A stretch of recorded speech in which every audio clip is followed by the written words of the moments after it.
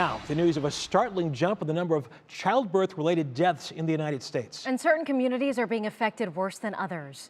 Our Bree Buckley is breaking down the numbers and shows us how some local women are working to combat it.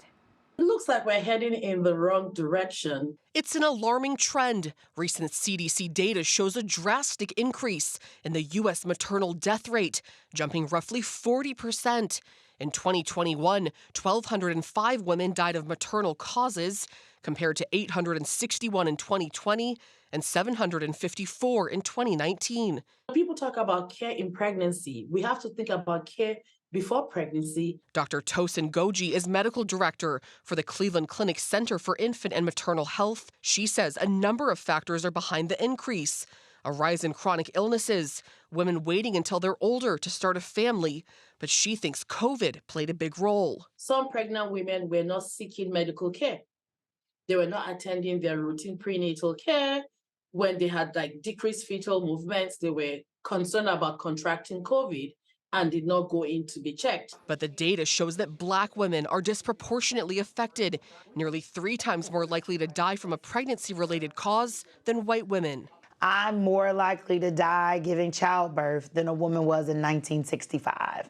So with all the technology, with all the advances, it's done Black women worse, which is crazy. Dana Langford, CEO, medical director, and certified nurse midwife at the Village of Healing Center. So I think they just do the prenatal test. Says the clinic in Euclid is dedicated to combating racial disparities in maternal and infant health. Data was also starting to come out to say that if your provider looks like you, your disparities decrease, your outcomes are better, your satisfaction is better, and you have the feeling of giving informed consent. Langford says this reflects the systemic racism still present in healthcare, as the Ohio Equity Institute's annual report shows the infant mortality rate in Cuyahoga County is 14.6 per 1,000 for Black infants, compared to 3.2 per 1,000 for white infants.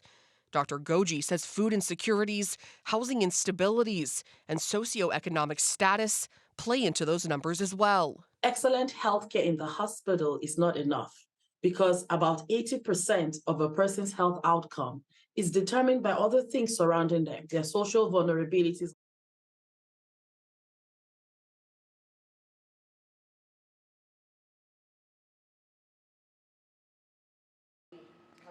So, Bree, I think your mic's up, but this is such important information that you were saying that, can you go just back a little bit, that women age 40 and above are almost 7 times more likely to have a pregnancy-related death compared to women younger than 25. Just want to make sure you hear that.